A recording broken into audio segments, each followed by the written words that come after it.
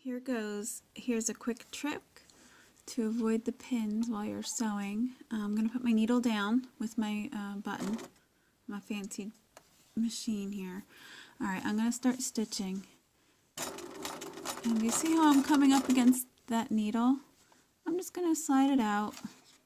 La-di-da, no big deal. You can stop, or if you get good at it, you can pull it out before you get to it. Let's say you have a special fold that you need to keep in place. You're doing some sort of pleats, and you don't want to take the pin out right away or beforehand, otherwise you'll lose your place. What you can do is you can creep up to stop right before this. Pull it out halfway so the point is still in the fabric on this side. It's holding it in place, but there's no pin underneath the needle. I'm just going to go straight.